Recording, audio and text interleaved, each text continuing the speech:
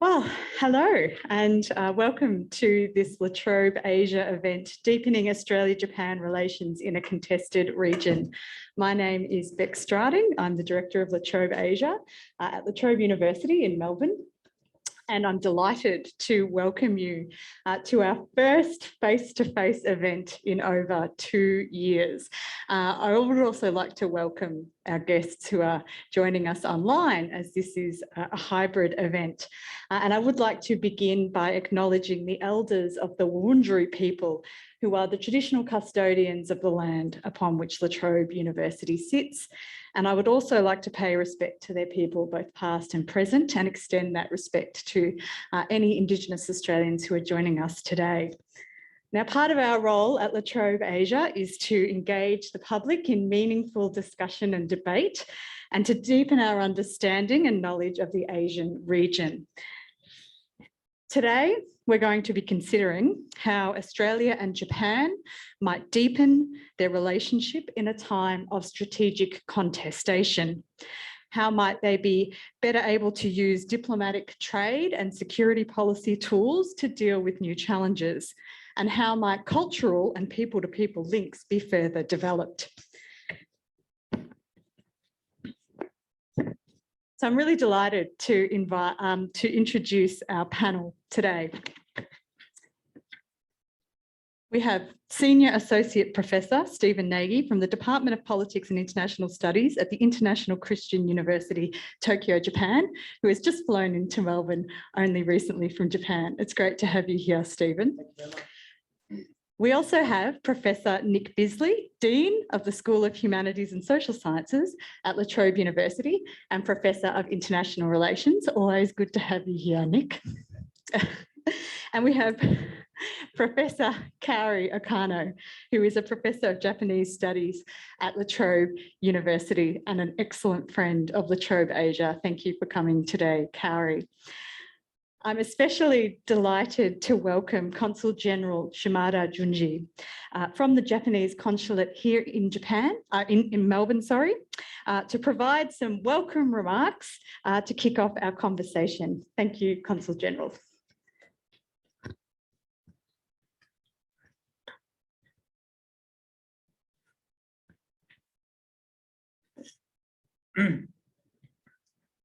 Professor Nick Bisley and Professor Stephen Nagy and Professor Kaori Okano and Professor Rebecca Slating, and good afternoon, konnichiwa. My name is Shimada Junji. I'm Consul-General of Japan in Melbourne.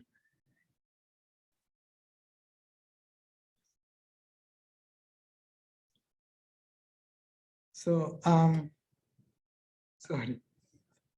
And thank you very much for the inviting me to the this session. And I really thank you for the just.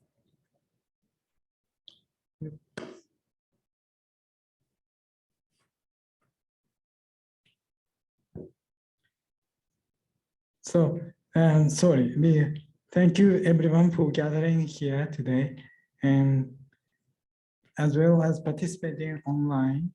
And thank you to La Trobe Asia for hosting today's event and inviting me to deliver the opening remarks. Today's panel discussion is about deepening Australia-Japan relations in a contested region. Last month, I privately went to the Sydney to watch the Australian-Japan soccer game. And I know today's topic is much more serious, but the atmosphere in the stadium also felt like a contested region. But don't worry, no fighting, very peaceful. It was a good game and Japan was lucky to win. But we hope Australia will join us later in the World Cup. It goes without saying that Japan-Australian relationship has become one of the world's strongest and closest partnership. Australia is Japan's best friend and most reliable partner in Asia.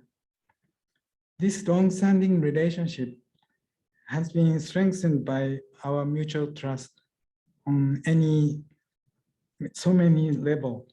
It is also getting more important than ever to maintain our region's stability and security and prosperity in this rapidly changing world, and especially in the wake of Russia's military invasion of Ukraine. Our region is not only unfairly contested, but also extending from the Asia-Pacific into the Indo-Pacific. As for the Indo-Pacific, the fourth Japan, Australia, US, India Quad Foreign Ministers meeting was held here in Melbourne and in February to demonstrate the unities of 4 countries.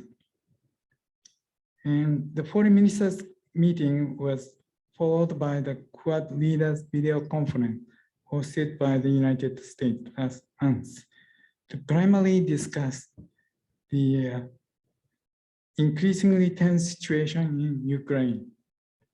The 4 leaders confirmed to work closely to continue to assist Ukraine, and unilateral changes to the status quo with force should not be allowed in the Indo-Pacific region. The 4 countries share basic values such as freedom, democracy, and respect for human rights, rule of law, and share security concerns over a free and open Indo-Pacific. The 4 leaders will be meeting face-to-face again in Tokyo soon, and to advance security and encounter threats to both in the Indo-Pacific and beyond.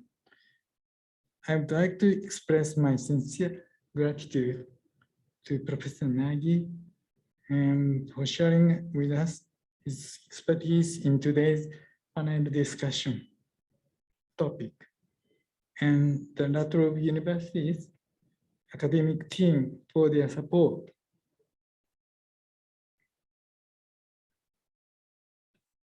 I believe everyone here is looking forward to hearing the panel's insight on our current regional situation, including regional security and our best course of collaborative action to ensure our regional stability, security, and prosperity. Thank you very much. どうもありがとうございます。Thank you very much, Consul-General Shimada. Okay, Stephen, you're our guest today, so I'm going to direct the first question to you, and that is about Japan's concept of the Indo-Pacific. This is obviously a term that is being used quite a lot, particularly in foreign policy and security discussions. So I'm wondering if you can give us an overview of Japan's use of the term, or does it have a coherent strategy in addressing the serious regional security and economic challenges? So thank you very much, Beck, and thank you very much, Consulate-General Shimada, for hosting this event and our co-speakers. So I think when we're looking at Japan's free and open Indo-Pacific vision, there's a lot of different ways to think about it, but I think primary through the lens of security may be not the most constructive way to be thinking about how Japan is thinking about within the region, thinking about the region. And let me just illustrate. Last year, the bilateral exports between China and Japan was about $210 billion US. And this is despite record unfavorable ratings of Japan, or of China in Japan. And I think this really represents the paradox that exists as Japan thinks about security within the region and the direction of a sustainable presence based on sustainable economic growth within the region. And it requires China. And we see year by year more and more investment in China by small and medium-sized enterprises and even large corporations. So I think it's very clear, it's important for us to understand that Japan's free and open Indo-Pacific vision is not a zero-sum approach to thinking about China. With that, how Japan is thinking about the region in general is what we call a multilateral, multi-layer form of cooperation within the region that includes trade. And this is illustrated by the Comprehensive, Progressive, and Trans-Pacific Partnership, the Regional Comprehensive Economic Partnership, both important trade agreements that do include, one includes China and one doesn't. Both agreements include one of Japan's closest partners within the region, Australia. And again, I think this represents an engagement strategy with probably the biggest challenge within the region, that's a rising China. But the free and open Indo-Pacific vision is not just about economic engagement. There's also infrastructure connectivity engagement within the region to support development. There's also strong initiatives such as the Resilient Supply Chain Initiative, which is focusing on diversifying selectively supply chains throughout the region. And this is very much related to Japan's increasing focus on economic security. So some of you may or may not understand that about $5 trillion of trade go through the South China Sea and the East China Sea in terms of imports and exports. The energy resources that fuel the Japanese economy also go through these sea lines of communication. So from Japan's point of view, it's really critical to build resilience into their economy. And that includes what we call building resilient supply chains. So that's building supply chains through the Southeast Asia, South Asia, and building alternative production networks close to emerging middle-class regions. And that's here we're thinking about Southeast Asia and South Asia. But that does not mean decoupling from China. And I think this is an important distinction. Engaging with the Chinese economy, trying to embed the Chinese economy and the Chinese institutions in regional multilateral cooperative networks like the Regional Comprehensive Economic Partnership, while at the same time building some diversity to build resilience into Japan's economy and into its trading relations. Of course, there is a security side to the free and open Indo-Pacific, and that focuses on maritime security primarily, but also thinking about how the region's institutions are going to emerge and develop in the future. The Indo-Pacific region really has a paucity of institutions. And what I mean by that is rules-based, transparent, legal approaches to managing trade, to managing the digital economy, to managing even transnational diseases such as COVID-19. By investing in institutions and rules-based institution building within the Indo-Pacific, Japan hopes to use its free and open Indo-Pacific vision to build stability in the region, as the Consul-General mentioned, but also to build more predictability and rules-based approaches to how we solve problems within the region.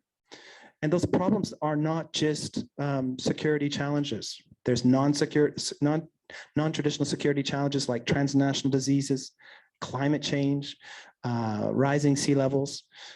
We have worries about more black swan events, the next COVID-19 pandemic. But how do we deal with refugee crises and others? And here we see Japan try to invest in other institutions like the Quadrilateral Security Dialogue, which aim to provide more public goods and some problem-solving mechanisms to deal with regional problems. So in short, I think it's the free and open Indo-Pacific vision of Japan can be understood through engagement, as I articulated through trade, through resilience and building a diverse supply chain network within the region. And lastly, deterrence, working within the US-Japan Alliance Partnership, building stronger partnerships such as the Australian-Japan Reciprocal Access Agreement and other reciprocal access agreements that are coming online, as well as investing in strategic partnerships that are meant to build shared values, shared norms, and again, contribute to institutions that will build more stability and peace in the region. Thank you. I'm glad that you mentioned deterrence because I want to ask you about this. The US Indo-Pacific strategy document was recently released and it talks not a huge amount, but it does talk about integrated deterrence, which I think is sort of shorthand for getting allies to work collectively to respond to security challenges primarily posed in the region by a rising China. But the Indo-Pacific, of course, was not originally driven by the United States, but by states like Japan and Australia. So I'm wondering whether you can tell us, is Japan's approach to the free and open Indo-Pacific, as it calls it, similar or different from regional allies and partners? So this is a great question. And I think that the previous administration in Washington had a very different approach to how it engaged in diplomacy within the region. It was what would be the diplomatic way to express this. It was less nuanced, and it had a very harder and more explicit way of criticizing China and the Communist Party of China.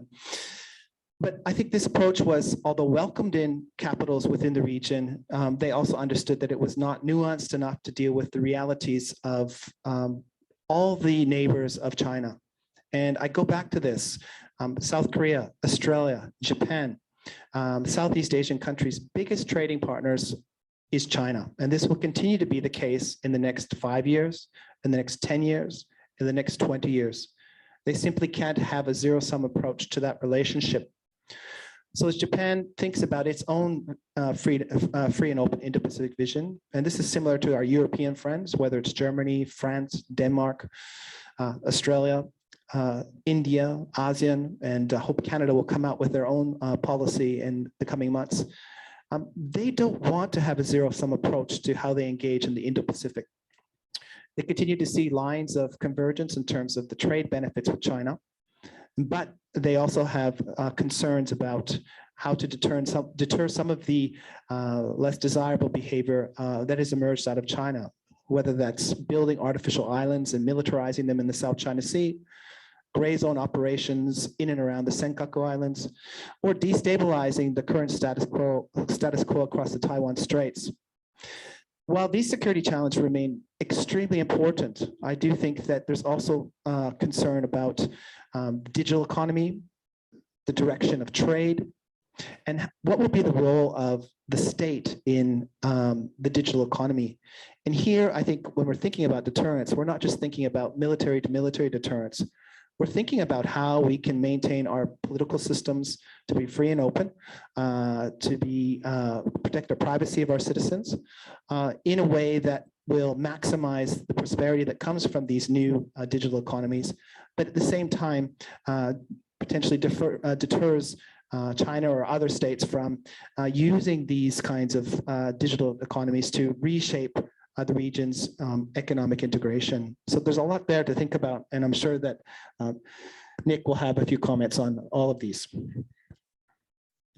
Indeed, but I was hoping to bring in Ukraine into the conversation. So I'm going to ask you, Nick, how is Ukraine and the situation affecting the Asian economic order, and how might Japan and Australia view their interests in the context of what's going on in the Ukraine, and what can they reasonably do to respond? Thanks, Beck, and thanks everyone for taking the time to be here, literally or online. Well, the Ukraine situation is, I mean, to say it's rippling out in the region is a wild understatement. Yeah, there's almost no part, I think, of the security or economic order that isn't affected pretty significantly by what's going on in Russia's invasion of Ukraine. I think probably, I mean, there's the obvious stuff around energy prices, food prices and things. And again, depending on which part of Asia you're in, that can be more or less acute in terms of the political consequences of that. If you're Indonesia and you subsidize the price of petrol, that's there's some costs there you're going to have to manage, and political ructions that are going to come from all of that. But I think that the area where we've seen from a security point of view, probably the most speculation is, of course, on Taiwan and what Ukraine might mean for Taiwan. And you've probably all seen full spectrum of interpretations from Ukraine guarantees that Xi Jinping will invade tomorrow because the Americans have shown an unwillingness to fight directly with a nuclear-powered adversary. So that's one end of the spectrum to the other, which is Xi Jinping is going to think 35 times about doing this and probably won't do it because of all of the things that have happened. I think, and without wanting to sound too like I'm shirking the question, I think it is too early to tell exactly what this will all mean. I've always been someone who thinks that this year was not going to be the year that Xi Jinping was going to do anything about Taiwan because of the National Party Congress that's happening later this year. It just doesn't make any sense. And his position is, notwithstanding the external strength as he looks to be in, his position internally leading up to this Congress is not by any stretch of the imagination secure, given all of the economic challenges within the PRC, COVID, the I think high risk strategy of a COVID zero policy, oddly enough. So I don't think that's going to happen. But one thing we've seen, I think already has been, if you're thinking about Taiwan, particularly think about Taiwan in the context of deterrence. So, stability in the Taiwan Straits has existed because of the credible threat of deterrence, the credible threat of force that America principally will provide were China to try to change the status quo. And in recent years, the sort of China balancing coalitions that America has been seeking to develop and to expand have broadly been moving in Washington's direction. But Ukraine has suddenly put some question marks over some of these. So if you're interested in managing a genuinely cross-regional China balancing coalition, Ukraine has asked a bunch of countries to put their cards on the table. And this makes managing that coalition that little bit harder. So think of India, think of Indonesia, think of Vietnam. So these are three countries who I think probably with Indonesia most bracketed out of those, who I think if you were going, how are we going to manage a stable security order in the face of growing Chinese power and ambition, they'll be on quote unquote our side of the ledger. What Ukraine has done is actually muddied that water and will make managing that coalition, I think, more difficult. And for precisely the reasons that Stephen was getting at, which is these countries all of them need to have decent relationships with China. You can't have this black and white story that says you're on our team or you're not, which is certainly, oddly enough, the way the Australian government is running its foreign policy, despite the fact we need to be in a more nuanced position. So I think that's probably the most immediate thing where you see Ukraine coming through. And of course, the other question will be how long this lasts. Do we get a quagmire in, does Putin, which is what I think we're going to get, does he just dig in on a destroy Ukraine policy, which is essentially not withdrawal, not victory, but just make Ukraine bleed, and all of the and push the economic consequences of what's happening at the global level out over not just 6 weeks, but 6 and 9, 12 months, and what that will all mean in terms of inflation, energy prices, grain prices. Because if we're looking down the barrel of 6 months or 9 months of this, you will begin to see that anti-Russia coalition begin to fragment, I think. And what that will then in turn mean for the region is an interesting question. So that's a quick and dirty. That's super interesting. I was going to ask you about the zero-sum approach and whether you think Australia might be trending more towards a zero-sum approach, but you did kind of cover that a little bit in your response. And I think we should get back to Taiwan and the South and East China Seas a little bit later. But for now, I wanted to ask you, Nick, about the bilateral relationship and what you see as being the key developments in the security relationship. We've had the Reciprocal Access Agreement receive a fair bit of attention, and it does seem to be a significant sign, particularly Japan's willingness to engage in that. But what does it mean for the bilateral relationship in real terms, and what else can be done? It's a big deal. I mean, I'm someone who thinks it's much more important to Australia's immediate security interests than AUKUS is. AUKUS is a press release and maybe some submarines at some point when my children are looking at their children and I'm thinking about being a grandfather. Whereas what the Reciprocal Access Agreement means is practical action. That's to say, if Japan is a country that doesn't have strategic depth, if it wants to get some strategic depth, if it wants to undertake training, do a whole range of things that are not particularly controversial in almost any other country, which are controversial in Japan, which is to say working with other countries' militaries to work on warfighting games, because that's what you're going to need to be doing. We can do all of these things, and getting on to talking about forward deployment of troops and all of this sort of thing. And one thing that struck me when the Consul-General was speaking was for someone of my now senior generation, when I was a kid, talking about Australia-Japan relations still had the shadow of the war. And what we're talking about now is Japanese troops in Australia, but for all the right reasons, and not the ones that, that my father's godfather would never forgave him for working in Japan because he had fought the Imperial Japanese forces in Papua New Guinea. So that's all gone. And so I think what we're looking at with this Reciprocal Access Agreement is, not just a logical next step, but a meaningful next step in significant, wide-ranging interaction in military terms that will be meaningful for both our countries. And I think more broadly, one of the things that's been, I think, at the heart of what Australia's been trying to achieve with its security relationship with Japan, but which has been, I think, not particularly well noticed, is Japan's foreign policy and defense policy is controversial in the region, most obviously with South Korea and China, but across the board for reasons with which we're all familiar. And what Australia wants to do is to work with Japan to help show the rest of the region that a Japan that is sort of pulling its weight, so to speak, militarily, is not something to be afraid of. In fact, it's something to be welcomed because of the framework within which it is operating, which is to say, liberal, democratic, status quo, defense of human rights, defense of international law. And that is hugely important, both for practical terms, but also for political reasons. And I think that's, and the steps that are going to be taken through the RAA in the coming years, I think, and they'll be taken soon, I think will be of really great import. And that's why I think it's so much more important than AUKUS, even though it's so much less glamorous.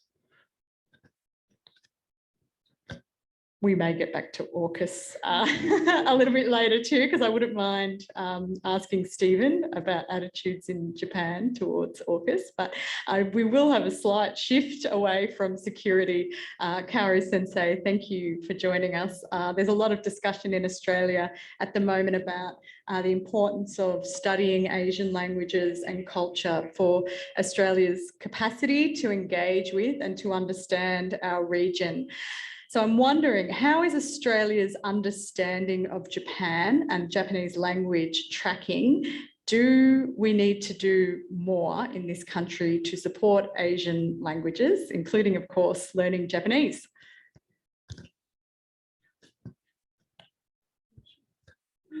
Thanks, Beck, and thank you everyone for coming to this session.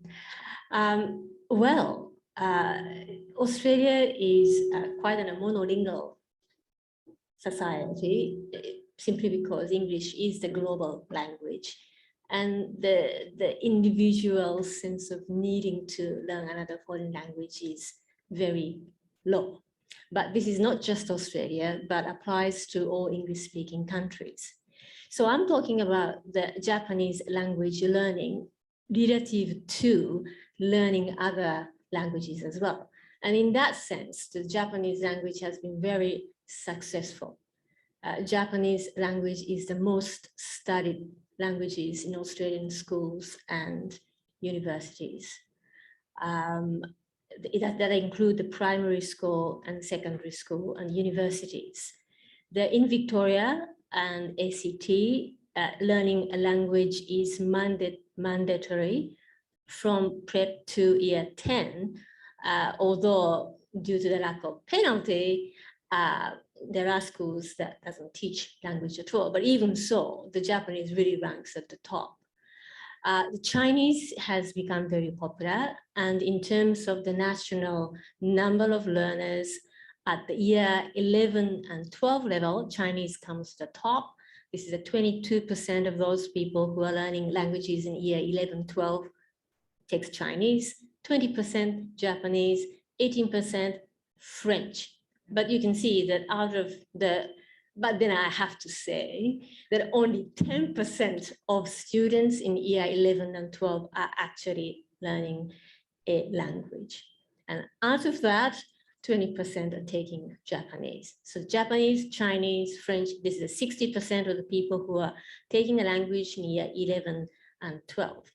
So I think the Japanese language in that sense, in relative to other languages, has been quite successful.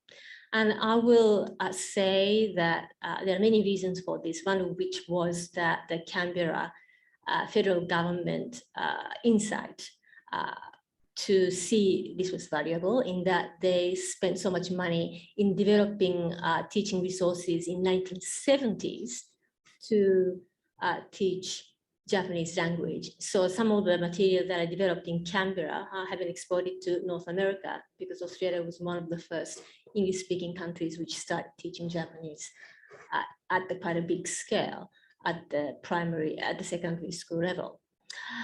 There's also the element of pop culture, the anime, manga, and so on. There's also a sports element, as Consul-General mentioned, that Rugby World Cup, as you recall, a couple of years ago, I was actually in Japan at the time. In the Japanese national team, there are a couple of Australian players. In the newly created Rugby Union Japan League, which start this year, but prior to that, they call it Top League. All these big companies have rugby team. There are many Australians there who go there. They can be, they're the players from the Wallabies or NRL players. In A-League in Australia, this is a soccer league, by the way, there are about 14 Japanese players in A-League in the last 10 years, male, and for the female A-League, there are about 7 Japanese female players in the last 10 years. And so what I'm trying to say here is that it's not just a discussion about international relationship security, that amongst Australians, average Australians like me and my son who play sport, the Japanese players' presence is there. And some of the students who study Japanese and Japanese studies at university actually went to Japan for the first time because they were playing soccer, under 19 team or whatever it is, or exchange or school trip to play soccer or baseball or whatever. So I think this exchange, people-to-people exchange element is there as well. So it's been successful, I would say, but in relative to other languages.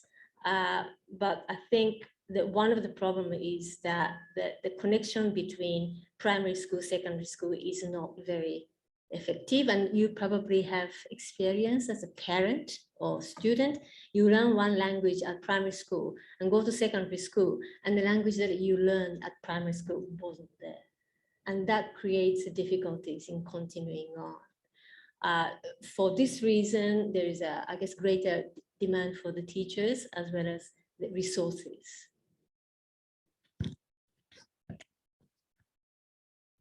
Thank you, Kaori. And I'm going to ask the same question in reverse. Is there a strong interest in Japan about Australia, in your view?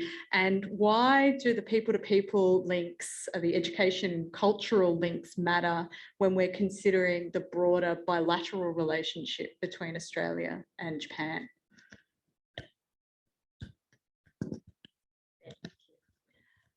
Certainly in Japan, there is a great interest in Australia.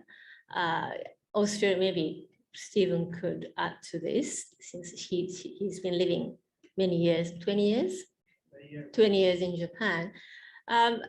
There's a perception of Australia being relaxed, liberal democracy, emphasis on sports, and Japanese people are very much interested in sports, soccer, baseball in particular, not in cricket, but the rugby union has become very more popular and noticeable in the public discussion after the World Cup 2019.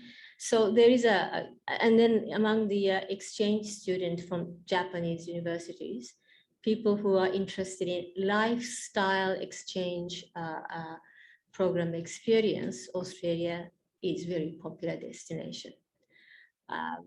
So I think Australians could be quite relaxed about it. And I think this people-to-people interaction and understanding something that you learn through the direct interaction with ordinary Japanese people is quite important.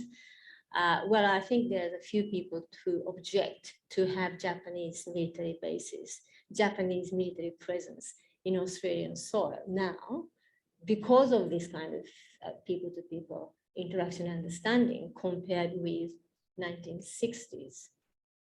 As I recall, when I was in Sydney studying in 1980s, we were advised that maybe we shouldn't go to the Anzac Day parade. This was early 80s. So I don't think such advice exists now. So there's certainly this learning and understanding through the experiential learning process is very important.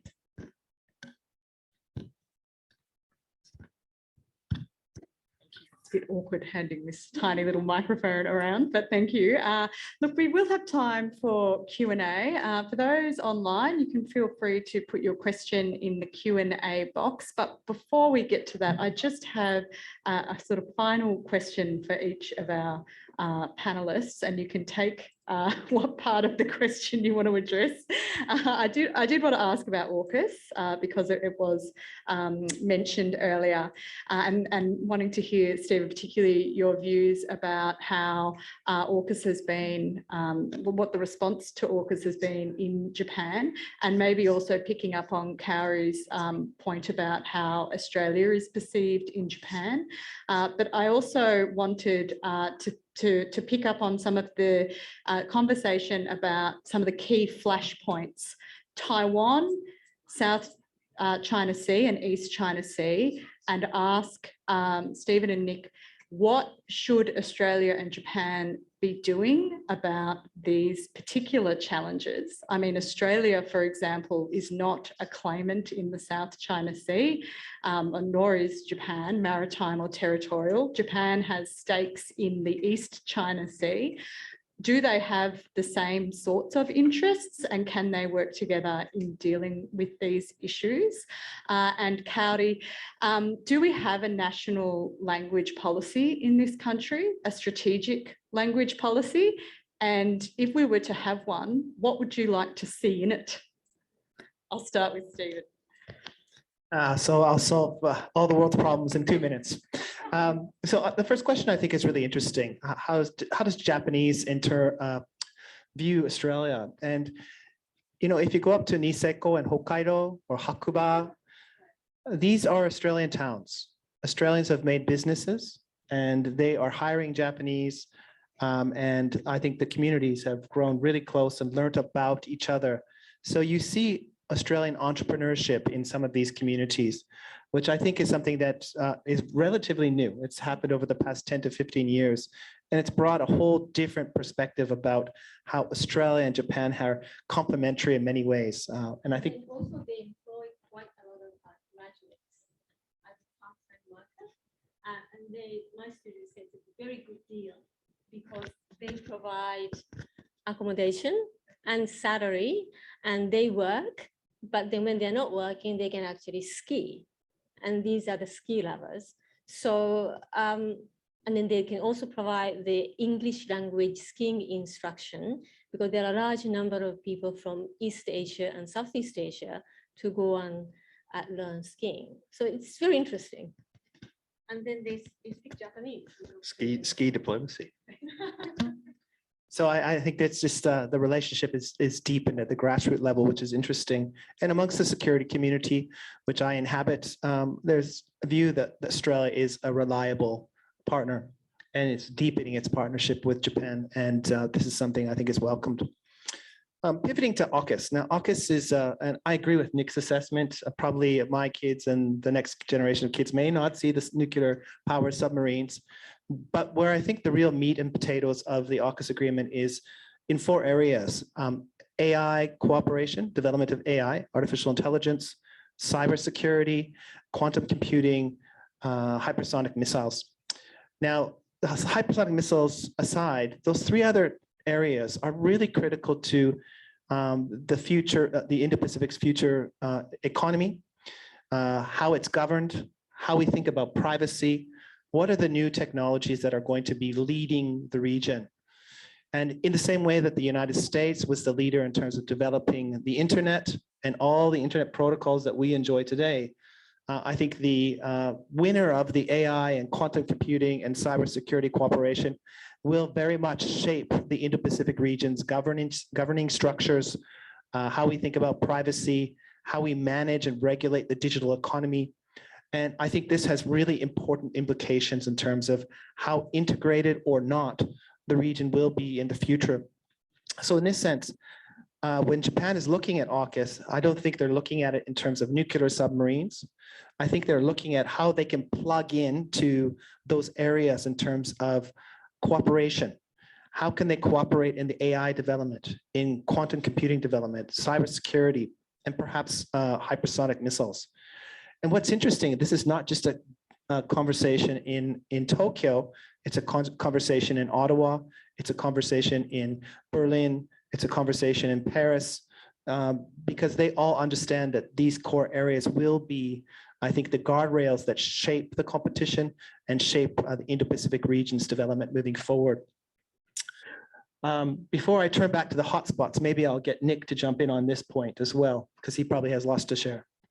Yeah, I agree entirely, Stephen, that the high ground, if you like, for geostrategic competition is in the boring area of standards, as much as it is in the area of munitions and nuclear powered submarines. In fact, it's probably more so.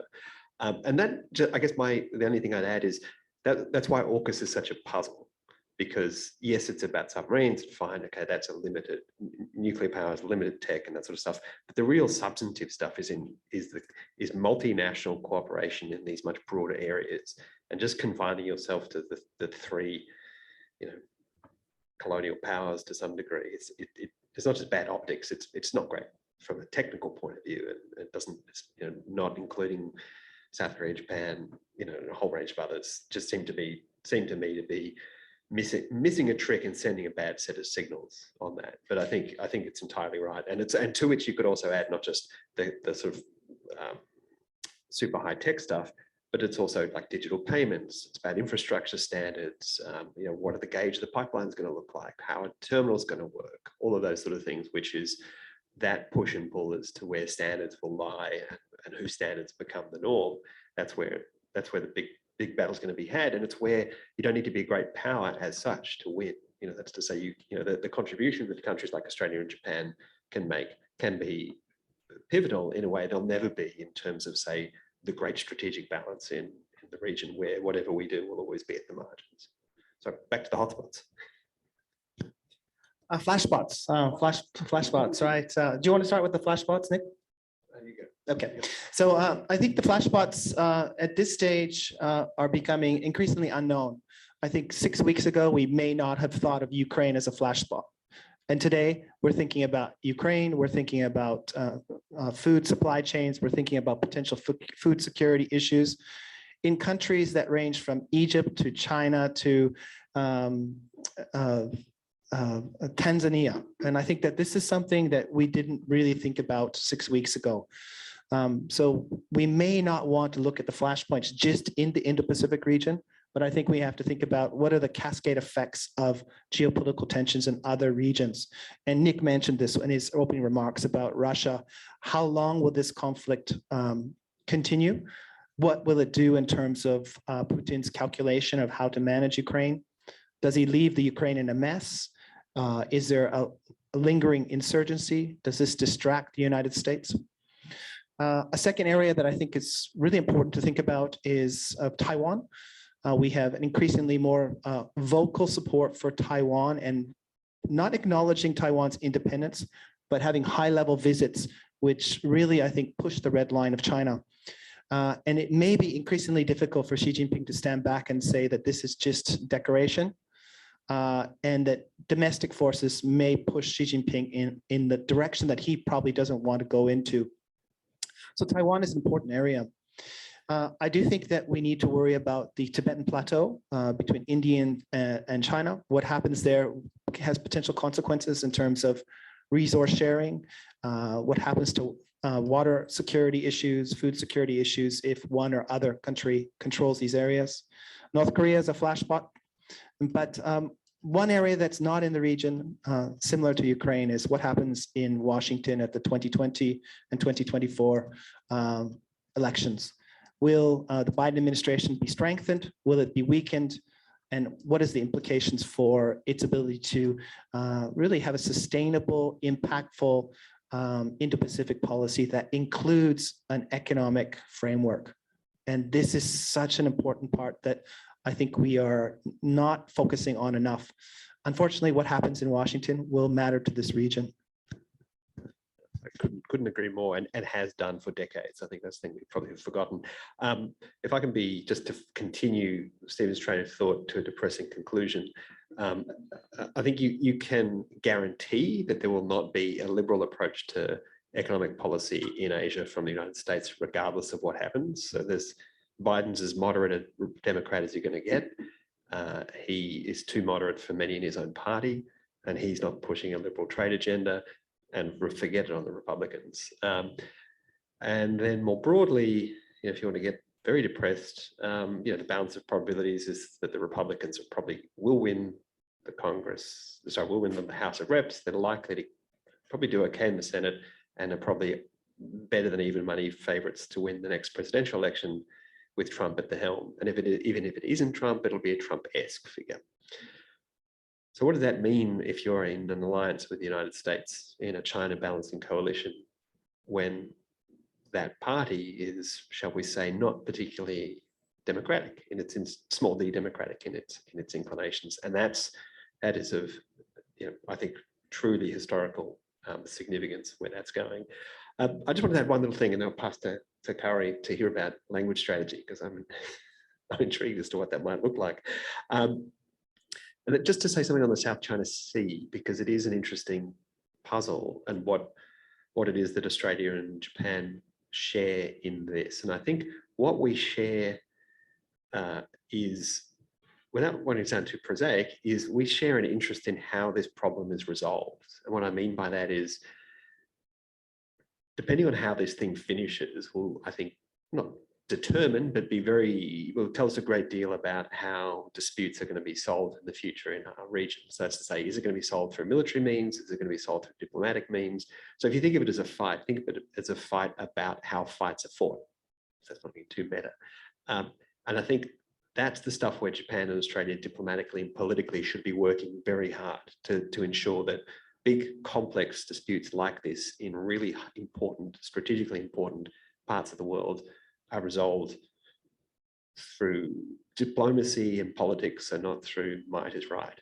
And I think sometimes in the Australian context, because we've got a government that likes to portray things in very black and white terms and likes to put its military chest forward first, I think we don't focus enough on. Now, whether that's just for public consumption or whether there's more going on behind the scenes is a little hard to tell. But I think we need to be doing a little bit more on that front, and with a partner like Japan, but not only Japan, but with a range of other countries who all share an interest in having how fights are fought worked out, having those rules worked out in ways that are peaceful and not leading us into more conflict. Well, thank you. Was that about national policy, wasn't it? Strategic national language Policy. Well, the Canberra does have has identified strategic Asian languages. That's Japanese, Chinese, Korean, Indonesian, I think Hindi, that was Arabic as well. Thank you. But I think, the policy is, in a way, can remain as a rhetoric. I mean, it's all very well to say that these languages are important and therefore the kids should be learning this. But without the kind of infrastructure and the resources, it is quite hard. And as parents and the students, you're probably aware that your school may not have offered the language that you wanted to learn. And therefore you learn something else, unless parents are committed to sending children to a school like Victorian School of Languages, which offers classes on Saturdays or on an afternoon school, after school. But parents are not all that committed to that extent, I don't think. So So that's why some of the academics argue that this monolingual mindset that we operate in Australia, that the monolingual is the no, that's okay. So that needs to be challenged. So that's one thing. And but secondly, I think in optimistic note on my part, is that there are language learning opportunities. You can start learning language even at university. We have a very sound, healthy enrollment in the beginner Japanese at university. So there are always opportunities for that. But I would think that having a policy is good, but it has to be supported by the State Department of Education, and then also matched by resources. And I think the government foundations such as Japan Foundation or Korea Foundation have some roles to play in that regard as well. I could add just a little quick footnote. I remember when the Labor government issued its Australia in Asian Century white paper, and it had lots of very bold sounding exhortations about Asian literacy, and all primary school children would be presented with the opportunity to study one of four how to describe 4 Asian languages. And I was at a lunch, breakfast, something or other, where Penny Wong, who was then, I think, finance minister, was talking about it. And I put my hand up and said, how much money are you going to put on the table to support this? Because if you want to put these languages in every school, you're going to need to train teachers. She said, oh, there's none. Oh, there's no money. And I was kind of like, did you just say that? I was like astonished at the extent to which it was like, here's a statement, the rest of you can just go and do it. And a complete disregard for the scale of the proposition that they were putting forward. Just to add to this, because I think, bringing in a Canadian context, we've tried to advocate for an Asian curriculum in that the Canadians become a little bit more aware of what's happening in the region, its heterogeneity, the language that are needed. So I think that this is perhaps a way to move forward. I'm not sure if Australia has an Asia curriculum or a course on Asia, but awareness brings a certain commitment to languages. And I think this may be a way to move forward. Second is, of course, what is the role of businesses? And businesses, Australian or Canadian or American or whatever country, they permeate the whole region. And they need linguists. They need people that understand some language and some culture to maintain strong economic relations. So I think there's a role for bringing in corporations into the education side, perhaps funding programs that they need to specialists in. But it's not a simple answer. Actually, it's a complicated answer that, again, it's education, awareness, and bringing in corporations to talk about the need for those languages. Thank you very much. I see we have a couple of questions online, which I'm going to read out so that our online audience know what the questions are. And then I might ask our audience members who are in the room whether they have any questions for our panelists. But the first one is, considering the trade shocks many countries are feeling because of sanctions against Russia, should Japan and Australia be making greater efforts to reduce trade with China in order to reduce a future shock? And the second is about the strong people-to-people links between Japan and Australia, which we've just had a good discussion about. Are there areas that people-to-people links can be improved, and should governments be doing more? But I would like to open it up to the floor now. Are there any questions among our people in the room here?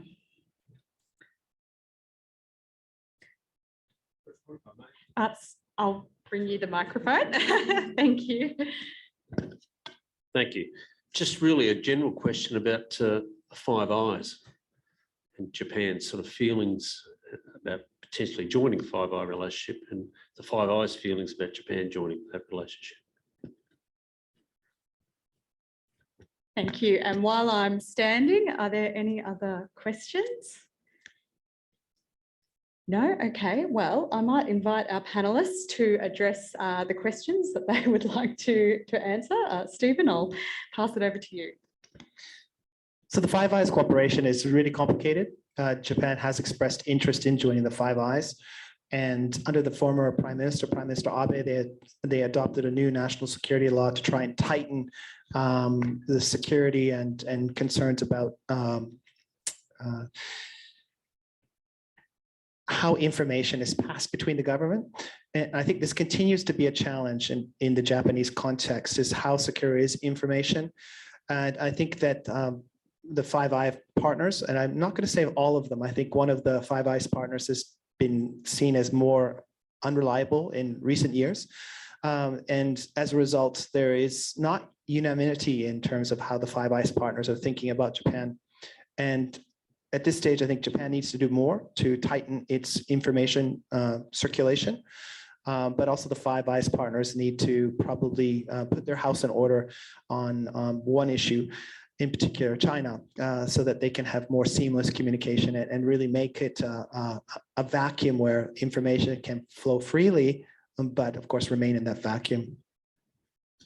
So I'll just talk about the trade question because it's a bit of a puzzle, but it's also something that's a little tricky because on the one hand, it makes perfect sense to sit there and go, why would, if we are uneasy about China, why do we trade with China? Surely we should keep our distance from China. Look at Australian universities, let's just be really clear. We got caught with our, what's the phrase, when the tide goes out, you see who's swimming without clothes on. We were caught without any Speedos on during COVID because of our, dependence on overseas students, Chinese students in particular. And yet there's two countervailing sort of propositions. One is, and that's the point, to go back to the point, Stephen's very first point, which is it's in everyone's interest to have China engaged with the global economy. It's as much our interest in terms of positive sum versions of international trade and all that sort of stuff, as well as having them tied into the global economy.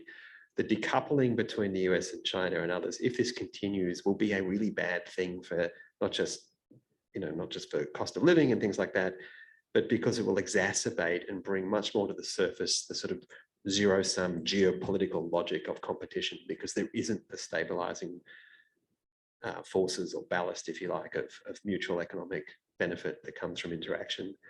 And the second thing is trade is driven by markets, and you can't just wave your wand and go diversify, and therefore you will find another market. The reason we sell a lot of iron ore to the Chinese is because they need it, and it's a big market, and no one else is going to buy it at the volume and at the price. And am I going to tell Rio Tinto that it should, and its shareholders should accept a lower return on the dollar because geopolitically we think it's a good idea for them to do that? And even if you could convince them, what are they going to do? And all of the economic consequences that come from that. So that I think diversification in itself is a mixed bag. I don't think it's necessarily a good thing.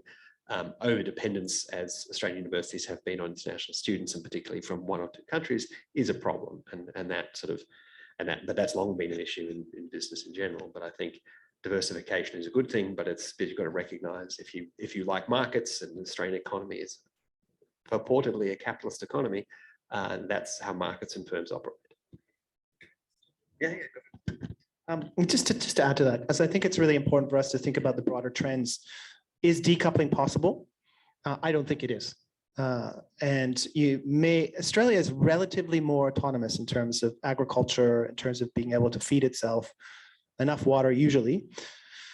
China doesn't have food security or energy security. So for China to cut itself off from the global market would probably do tremendously much more harm than good over the long term.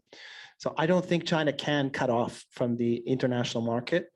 And I think that for many of us, if we want to pay $5,000 for an iPhone, or $5,000 again for a big screen TV, or for our clothes, I'm not sure that our economic systems are willing to download those costs on consumers, us.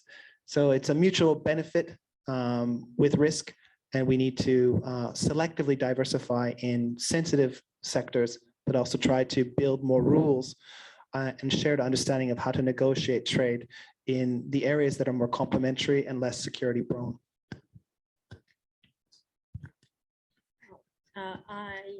I understand about diversification, and I understand that one of the earth mineral that Japan was completely very much dependent on China. 2012, they started reducing the 2010, reducing, and they have reduced to a certain extent, precisely because of the reasons that you guys are discussing.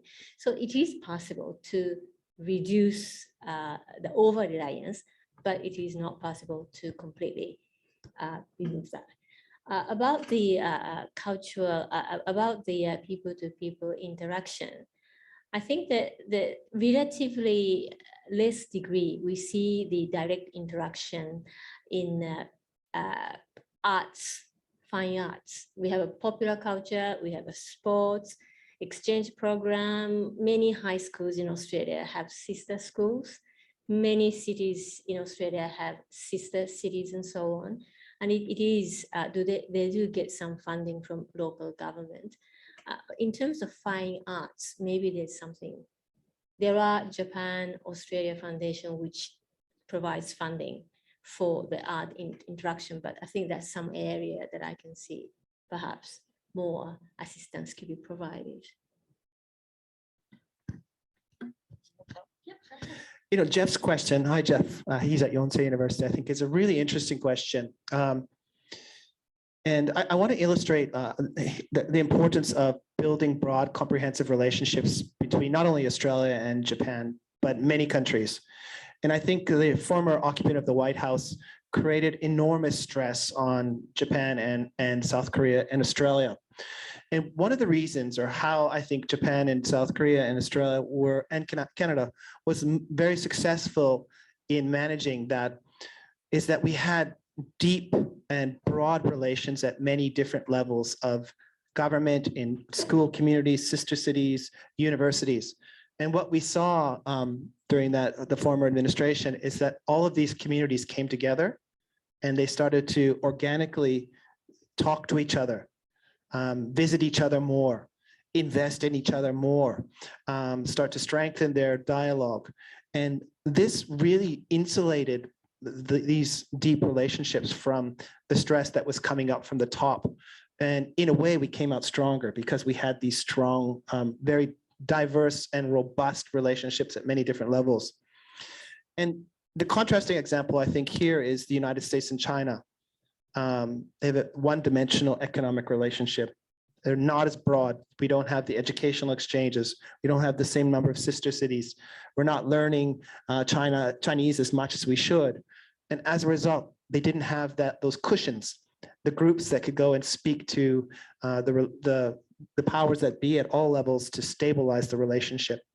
So in this sense, Jeff is really bringing up the importance of establishing broad relationships that include language, as Kaori mentioned, but student exchanges, business exchanges, university exchanges, researcher exchanges at many different levels. So we have lots of what we call sidewalks to develop relationships and keep communication going, even when we have stress.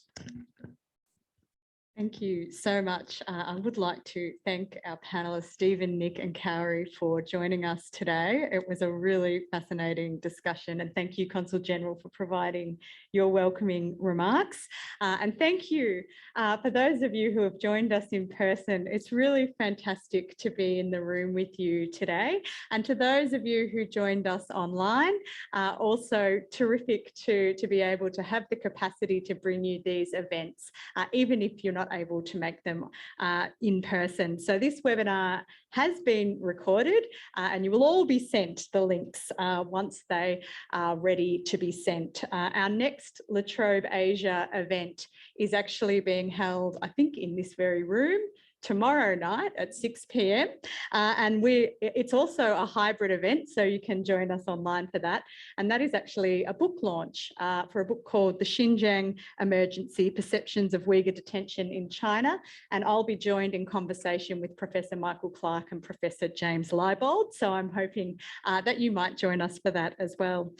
Please follow us on Twitter at Trobe Asia, or join our mailing list to find out more information for upcoming events. But thank you again for joining us.